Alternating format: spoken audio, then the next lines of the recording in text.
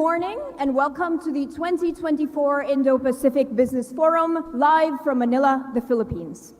Today's forum is live streamed to countries around the world. With that, we are now ready to get the forum started. Please join me in giving a warm welcome to the Director of the U.S. Trade and Development Agency, the Honorable Eno Ebong.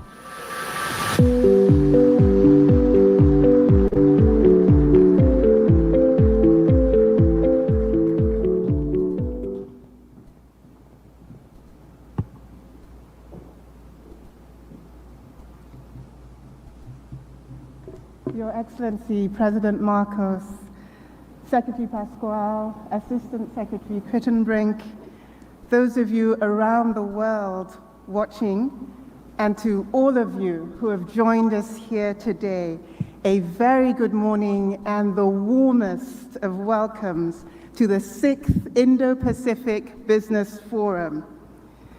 I would like to start by giving special thanks to the government of the Philippines for their hospitality and their graciousness in co-hosting this business forum. I also want to recognize the Department of State, which has been our steadfast partner in each of the years that the U.S. Trade and Development Agency has co-hosted IPBF. There is a strong reason for our deep commitment to this forum year after year. The United States is a proud Indo-Pacific nation, but we cannot successfully do business with our partners across this vast region unless we meet you where you are.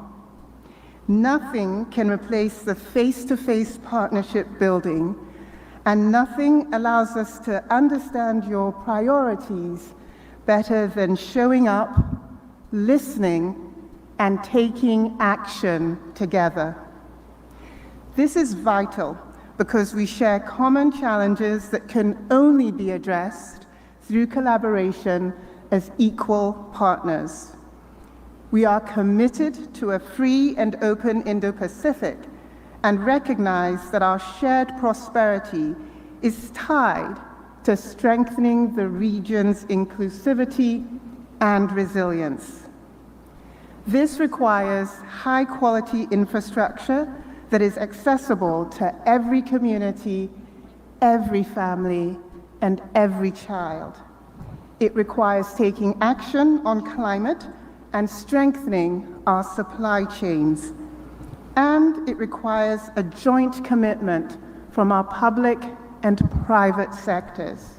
Indeed, our private sectors are central to any discussion on economic growth, trade, and investment. We see these commitments at the highest levels of our governments. When President Biden and President Marcos met last month, they discussed new initiatives to enhance economic and energy security and invest in critical infrastructure. At USTDA, we view this as a call to action to all of us. For 30 years, USTDA has formed partnerships to mobilize capital and bring U.S. innovation to infrastructure projects across the Indo-Pacific. We provide grant-based funding to prepare infrastructure projects. This includes demonstrating the viability of new technologies and creating a business case to help attract financing for their deployment. At last year's forum, we announced a call for proposals and received almost 100 new requests for USTDA funding. As a result, we are now working with U.S. company Yucama Inc. on a pilot project to demonstrate how its solar-powered base stations can provide cellular internet connectivity for 1,000 underserved customers in the Federated States of Micronesia. Our pilot includes a feasibility study to help scale this coverage to 50,000 customers and replicate the project in 7 Pacific Island nations. USTDA was able to support this project because of this forum and because of our commitment to being a present and active partner. Over the past year, we have also deepened our partnership with the Philippines on its clean energy priorities. Our countries are among the world's top producers of geothermal power, which makes us natural partners in the sector. Working with the Philippines Energy Development Corporation, we are piloting a technology from US company Green Fire Energy that can enhance the performance of the country's underperforming geothermal wells and increase their output by up to 150 megawatts of power. This is a novel and cost-effective way of revitalizing our clean energy infrastructure in pursuit of a more sustainable future. As Vice President Kamala Harris noted in a letter to mark the occasion of today's forum, and I'll quote, "Through the Indo-Pacific Business Forum, the premier public-private United States government initiative to promote trade, investment, and economic cooperation, we are delivering results. Investing in sustainable infrastructure, creating resilient supply chains, including for critical minerals, accelerating adoption of clean energy, and more." And as we know, the implementation of priority projects such as these requires the mobilization of capital.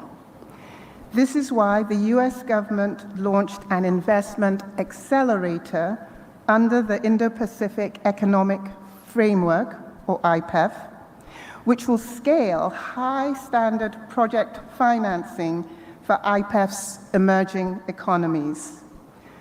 The White House designated USTDA to lead the project preparation facility in support of this effort, with an eye toward mobilizing hundreds of millions of dollars in capital for inclusive and resilient infrastructure. Our goal is to work with you to create an ecosystem that leverages the resources and capabilities of project developers, private sector in the United States and in our partner countries, financial institutions, and like-minded partners who are committed to a free and open Indo-Pacific. In a few moments, you will see this ecosystem in action as we sign new grant agreements to support the development of 2 new digital infrastructure projects. These include a subsea cable project that will help expand high-speed internet connectivity in Bangladesh, and a rural connectivity project that will help to bridge the digital divide right here in the Philippines. This forum is ultimately about taking action together on our shared priorities. So today, I would encourage all of us to be problem solvers, to think without limitation, and to plan with intent. Our shared success depends on the quality of our partnerships. And for today, there is no better place in the Indo-Pacific to build these partnerships than right here in Manila at our 6th Indo-Pacific Business Forum. I wish you all a productive and enjoyable day. Thank you so much.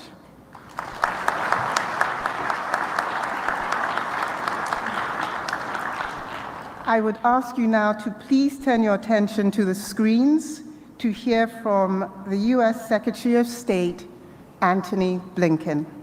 Hello, everyone. Thank you for joining us at the 6th Indo-Pacific Business Forum.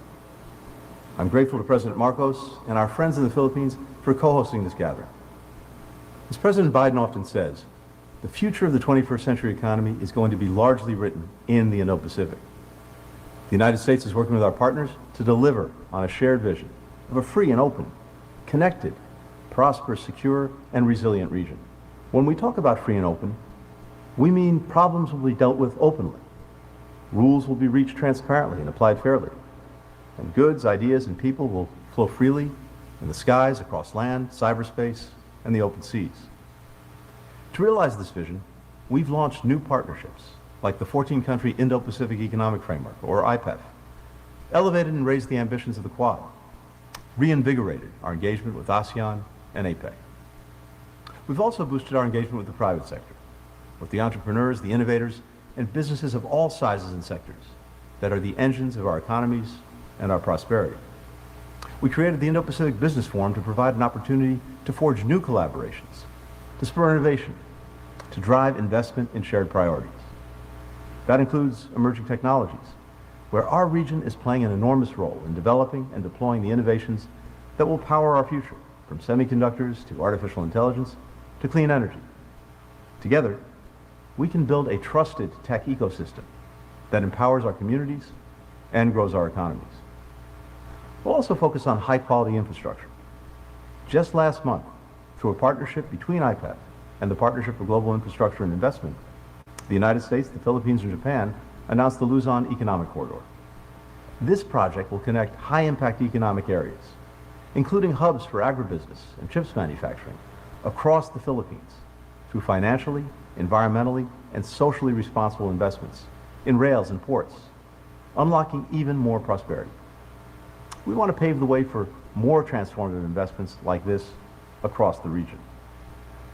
Today's forum also gives us the chance to team up to strengthen supply chains, to expand digital connectivity, to build the clean energy economy of the future, all while protecting and strengthening worker rights across the region. The partnerships we create and the investments we unlock at today's forum will help shape the trajectory of our shared region and the world, helping bring about a more prosperous, secure, and hopeful future for all. The United States is grateful for your participation. We're glad to be your partner. Best of luck for a successful and productive forum.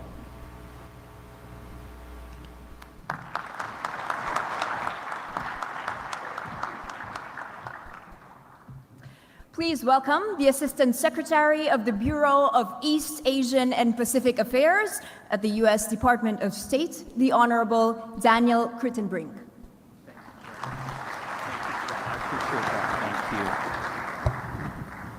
Good morning, everyone.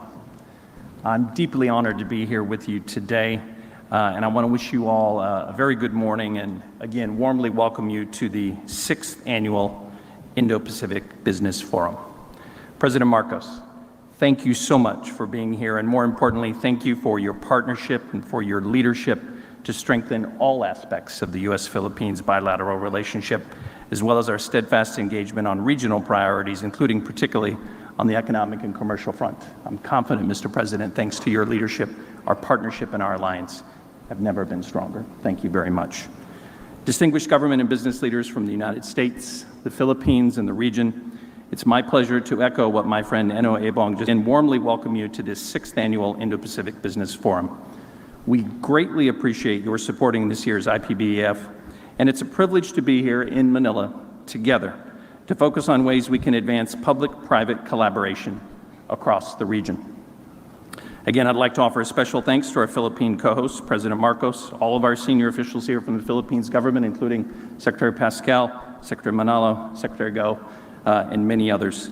Again, I want to thank Director Obong and our amazing partners at the U.S. Trade and Development Agency as well, and the entire U.S. government interagency who have helped to support and organize this forum. My boss, Secretary of State Antony Blinken, just provided a moment ago an excellent overview of how co-hosting the IPBF with our Philippine partners fits within the broader context of expanded U.S. economic engagement with the region under the Biden-Harris administration's Indo-Pacific strategy. As Secretary Blinken highlighted, this forum is an important opportunity for us to convene and create new opportunities for economic progress, for businesses to collaborate, and for innovation to spark. I'd like to take this opportunity to expand further on some of the Secretary's points and share more detail on some of the ways we're working hard with allies and partners in the region through a variety of economic and commercial platforms to ensure that we are creating a more prosperous future together. We believe fundamentally that the prosperity of everyday Americans is inextricably linked to the Indo-Pacific. This region is the fastest growing on the planet. It accounts for 60% of the world economy and 2/3 of all economic growth over the last 5 years. It's home to more than half the world's people, many of the world's largest economies. Every defining issue of the 21st century, from climate change to global health to the future of technology, runs through this region. That means we have a responsibility to work together to ensure the health and prosperity of the region's economy. The IPBF, as the premier U.S. government-sponsored business event in the region, highlights the essential economic partnership between the United States and the Indo-Pacific. America's globally leading companies continue to be the top source of foreign direct investment in the region, with nearly $1 trillion in U.S. investments, and roughly the same $1 trillion invested in the United States by firms across the Indo-Pacific. The U.S. also remains a major trading partner for the Indo-Pacific, with more than $2 trillion in two-way trade, and exports to the region and investments from the Indo-Pacific support almost 4 million U.S. jobs.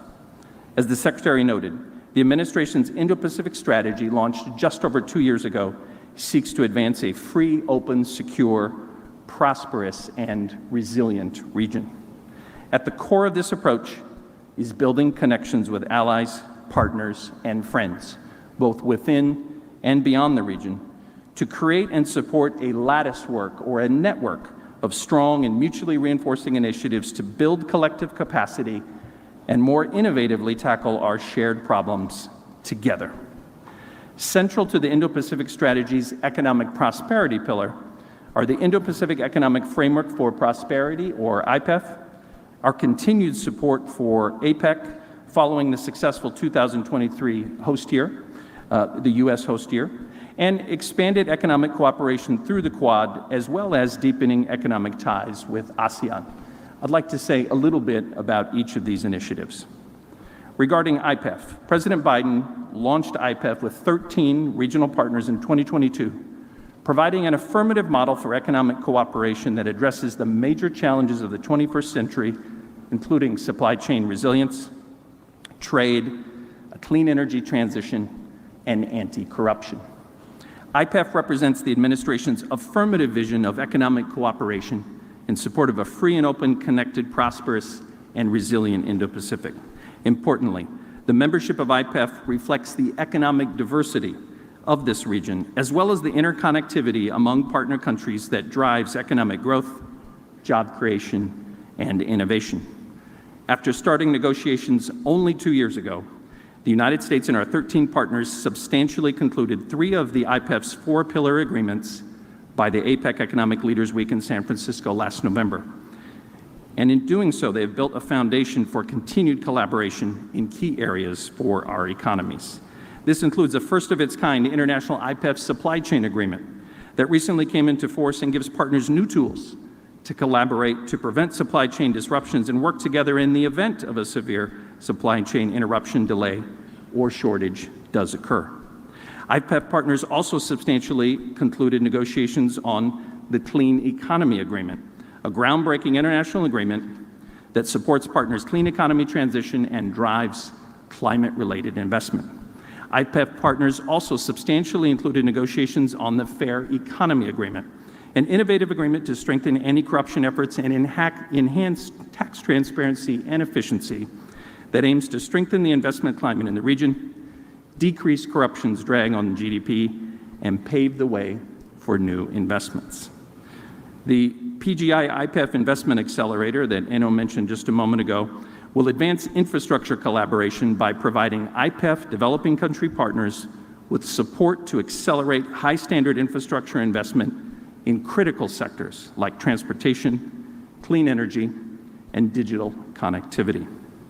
We're proud that President Biden, President Marcos, and Prime Minister Kishida jointly announced last month, following their historic Trilateral Leaders Summit meeting in Washington, that the IPEF Investment Accelerator's first area of focus will be the Luzon Economic Corridor. This will spur investment in connectivity and critical infrastructure, and we are incredibly hopeful for its prospects. And today at IPBF, we will also launch an IPEF network of small and medium enterprises, which will strengthen people-to-people and business-to-business ties across the entire region. Regarding APEC, APEC provides a platform for the United States and partners to enhance economic engagement. As part of our enduring commitment to the region and broad-based economic growth, the United States hosted APEC in 2023. Our theme was creating a resilient and sustainable future for all. And the consensus Golden Gate Leaders Declaration, finalized during the APEC Leaders Week in San Francisco, underscored new opportunities for cooperation. The United States leveraged our 2023 APEC host year to collaborate with partners to address our most pressing problems and to showcase the importance of engagement with the APEC region for American prosperity, including through public-private collaboration and robust policy outcomes on economic inclusion, sustainable economic growth, the digital economy, and economic resilience. Throughout our APEC 2023 host year and beyond, including Peru's 2024 host year this year, we have and will continue to advance a practical economic policy agenda that benefits workers, businesses, and families in the United States and across the entire region. And we very much look forward to the APEC Forum returning to Asia in 2025 when our friends from the Republic of Korea host. Regarding the Quad, which goes well beyond APEC and IPEF, we dramatically expanded economic cooperation. The Quad is now delivering on substantive infrastructure, climate, clean energy, health, and technology benefits for Southeast Asia, South Asia, and the Pacific Islands.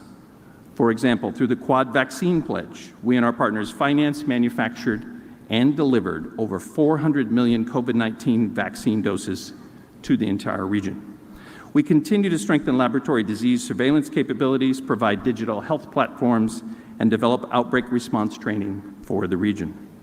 At the Quad Leaders Summit last year, we announced the creation of 1,800 Quad Infrastructure Fellowships for project managers across the region. And under the Quad Cables Partnership, the United States has provided training and capacity building for over 1,000 telecom officials and executives to ensure the security and resiliency of subsea cable systems. Turning to ASEAN, the United States supports ASEAN centrality and the ASEAN outlook on the Indo-Pacific. And since elevating our relationship to a comprehensive strategic partnership in 2022, we've seen an unprecedented expansion in U.S. economic engagement, marked by the launch of new ministerial dialogue processes on health, the environment and climate, energy, transportation, and women's empowerment.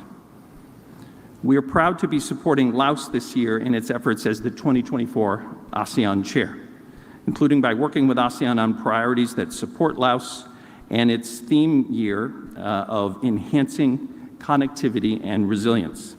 This includes work on the digital economy, artificial intelligence, cybersecurity, and climate and the environment.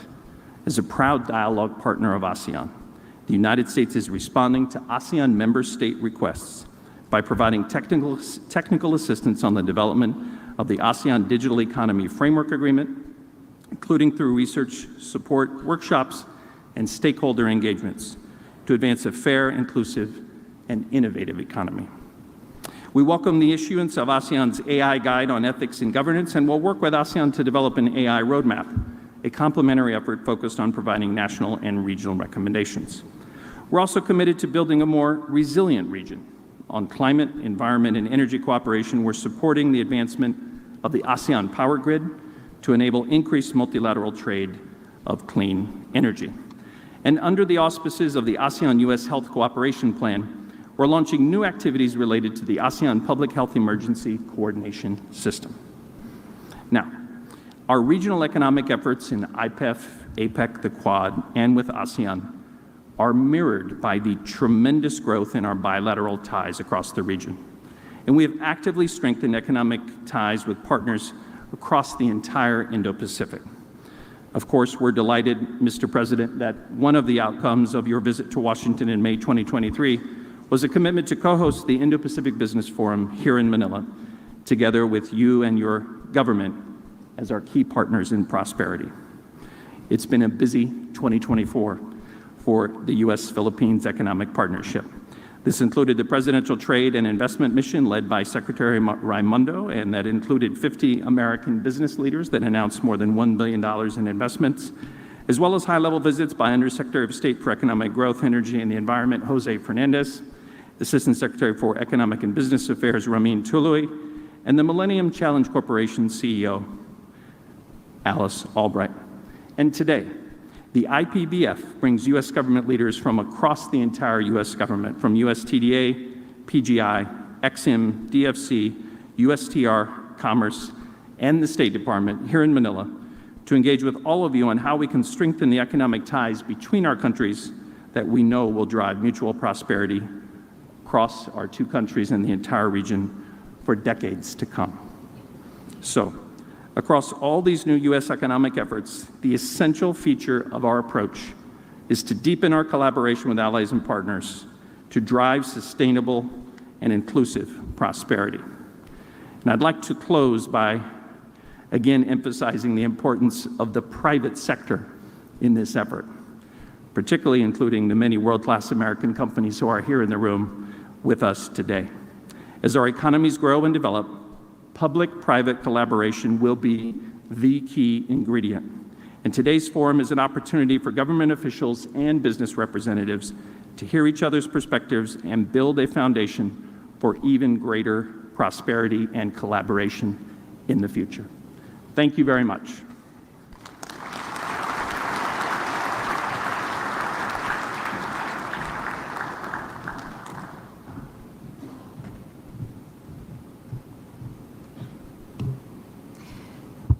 Please welcome the Secretary of the Philippines' Department of Trade and Industry, the Honorable Alfredo Pascual.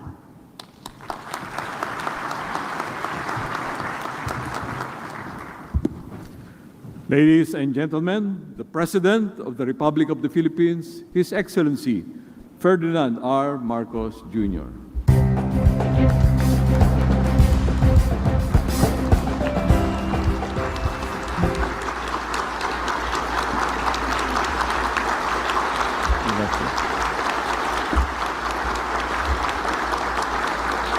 Thank you. Thank you all. Thank you, Trade and Industry Secretary Fred Pascual. Please take your seats. The Excellencies of the Diplomatic Corps, U.S. Trade and Development Agency Director Ino Ebong, the Bureau of East Asia and Pacific Affairs Assistant Secretary Daniel Crittenbrink, the honorable members of the Cabinet that are here present with us today, honorable members of the Senate and the House of Representatives of the Philippines, all the participants, and I believe there is a fair number of you. There's 740, more or less, attendees to this, which is, gives us a very fine cross-section of the business and government agencies and entities that have an interest in what we are going to be doing here in this Indo-Pacific Business Forum. The other distinguished guests, ladies and gentlemen, good morning. It is an honor to address you today at the 6th Indo-Pacific Business Forum, a testament to our collective vision for a resilient and prosperous Indo-Pacific region. Through this economic framework, 14 partner nations have embarked on a transformative journey, aiming to foster sustainable and inclusive economic growth. This forum's success is particularly significant as it precedes the inaugural IPEF Clean Economy Investor Forum in Singapore this June. The key themes we are discussing today, clean energy, digital transformation, supply chain resilience, infrastructure, emerging technologies, are at the heart of the IPEF agenda. These areas represent the pillars of our shared future, driving energy, security, decarbonization, digital trust, robust supply chains, and of course, technological innovation. The recent U.S. Presidential Trade and Investment Mission further solidified our commitment to deeper economic ties. We sought greater participation in global value chains, increased foreign direct investment, and a sustained robust economic growth, recognizing that an economically strong Philippines will be a valuable ally in the region. The Philippines co-hosting of the 6th IPBF reaffirms our dedication to stronger stakeholder engagement and to deeper economic ties that are worker-centered, sustainably driven, inclusive, and targeted towards meaningful economic activity for all our countries. This forum provides a platform to showcase our investment opportunities, economic potential, and ongoing development projects, solidifying our leadership role in the Indo-Pacific region. As the Philippines occupies a strategic position in the Indo-Pacific, we are leveraging our strategic geopolitical location, economic engagements, and participation in regional agreements. With this region accounting for over 1/3 of global economic activity, this presents immense opportunities for our nation. We are proud to be a major contributor, with our GDP ranking amongst the fastest growing in the region, coupled with our burgeoning population and significant trading outputs. I am proud to share that our economic achievements have been outstanding in the last 2023. The Philippines' 5.5 GDP growth surpassed major economies in Asia based on the latest available data. Foreign direct investment continues to flow in, with 4 consecutive months of expansion. Our investment pledges have also soared, reflecting a healthy pipeline of inward FDI. Notably, IPEF partner countries play a significant role in our robust economic growth, contributing substantially to our FDI and other approved investments. Through these economic strengths, we aspire to transform the Philippine economy into a regional hub for smart and sustainable manufacturing and for services. On April 11, 2024, we discussed one of the most important collaborations amongst our IPEF partner countries, the Luzon Economic Corridor. Given Luzon, our northernmost and largest and most economically active island in the Philippines, given Luzon's critical status as the host of most of the Philippines' export manufacturing and high technology industries, upgrading infrastructure in this area is essential. These enhancements are crucial for empowering the workforce and facilitating the smooth flow of goods and services. We have earmarked key projects to spur growth in the Luzon Economic Corridor, creating strategic connections between Subic, Clark, and the Calabarzon region, a prime location for export manufacturing firms. These initiatives will enhance freight transport services, mobility, and access to key economic zones, ensuring business continuity and positioning the Philippines as a regional hub for agribusiness and logistics in the Asia-Pacific. Our renewable energy potential, with over 491,821 megawatts from sources like geothermal, hydropower, solar, and wind, is ready to be harnessed. Recent amendments to our Renewable Energy Act allow 100% foreign ownership of our resources, making us an attractive destination for clean energy investments.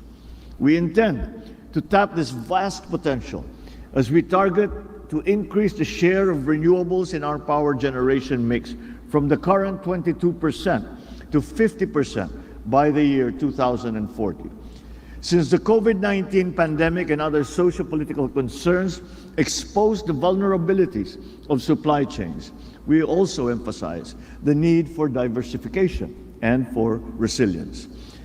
As mentioned, we are focused on developing priority industries like electronics, semiconductors, critical minerals, and we want to attract investments that generate employment and strengthen our position in the global value chain.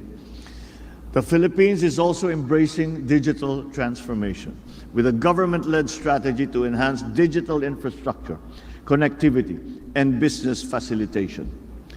With micro, small, and medium enterprises at the heart of the Philippine economy, and for that matter, at the heart of the economies in the Indo-Pacific, we equip them with necessary tools to become a sustainable business.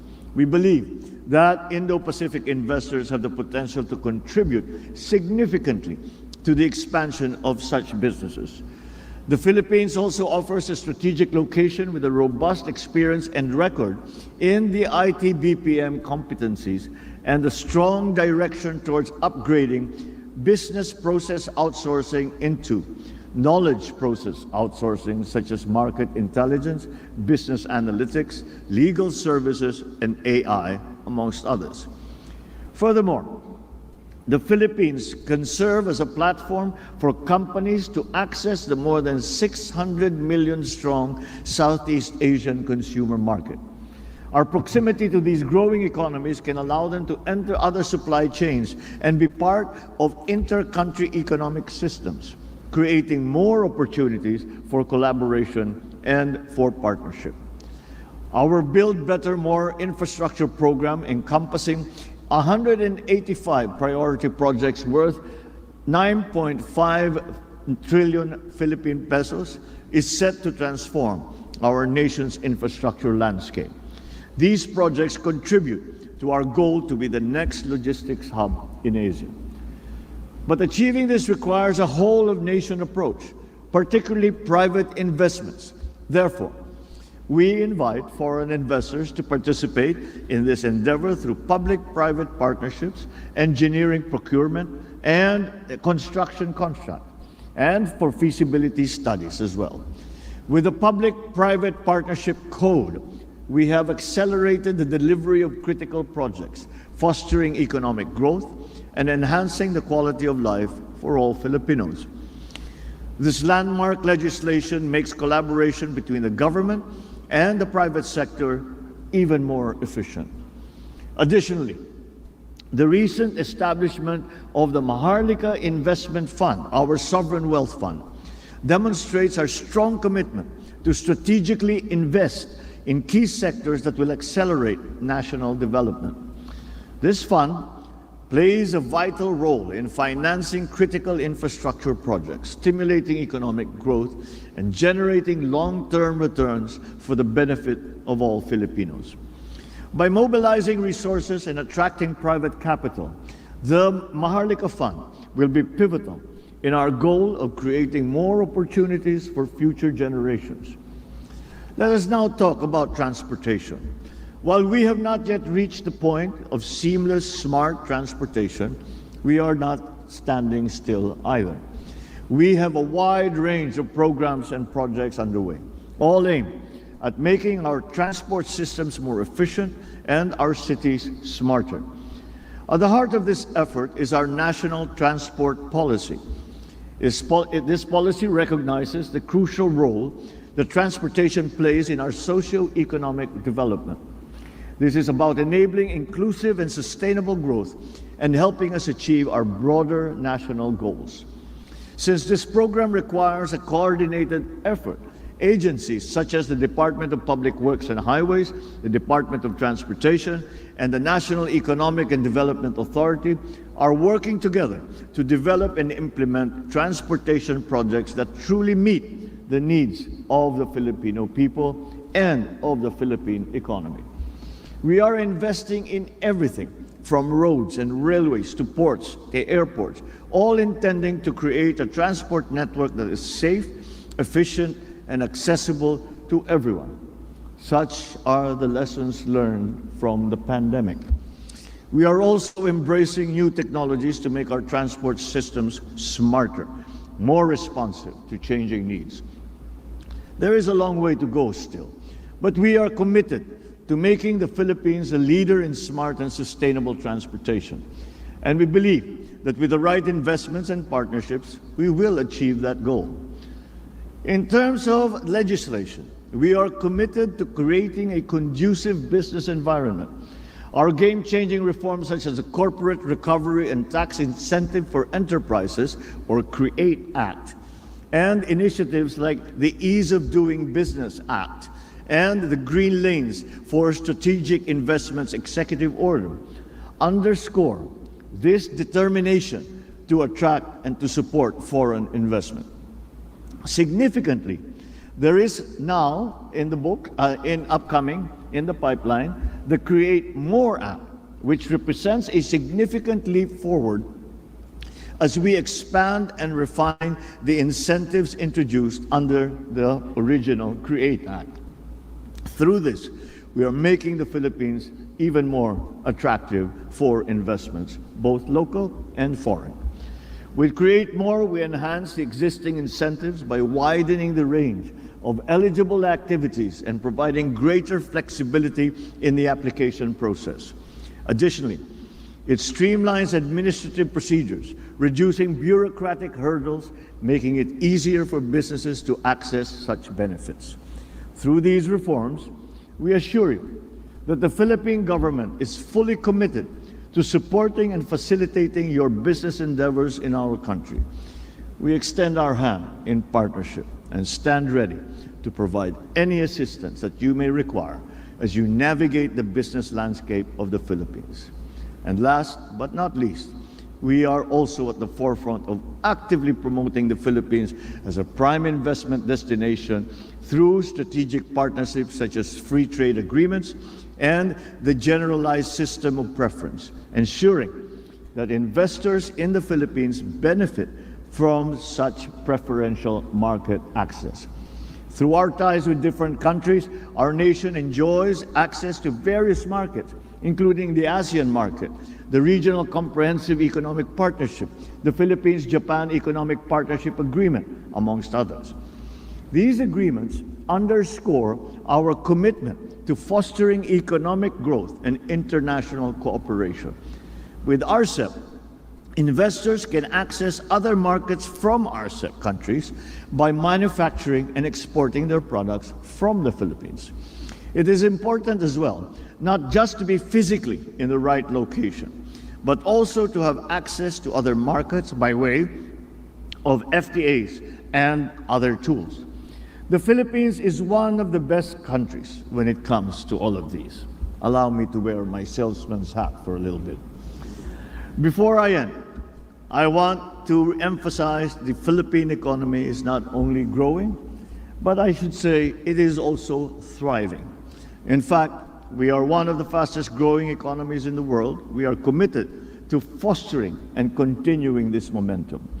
We are continuing to formulate transformative reforms to ensure a conducive business environment, cultivate a skilled and competitive workforce to drive industrial transformation. Through these steadfast efforts, we are attracting foreign investments that are not only fueling our growth, but also broadening our economic base. As we forge international collaboration and trade agreements, we create stronger economic ties with nations across the globe. Therefore, I am confident to be able to say that the Philippines stands at a pivotal moment in its economic journey. We remain at the forefront of ensuring collaboration, innovation, and a shared vision for a prosperous Indo-Pacific region. Together we can unlock unprecedented opportunities for growth and for development. So we invite you to join us in this exciting journey, and together let us make it happen in the Philippines. Thank you very much, and good morning. May we request the President to grant us a photo opportunity.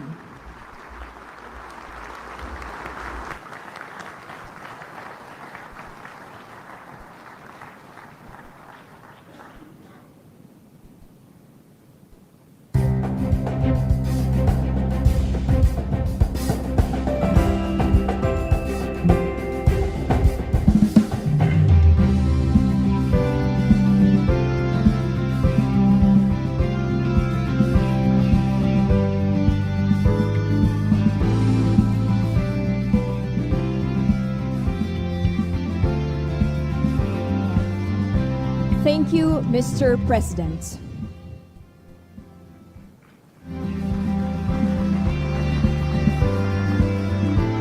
Ladies and gentlemen, that concludes the first half of our morning session. We would like to request everyone to please remain seated until the President has left the ballroom. Thank you.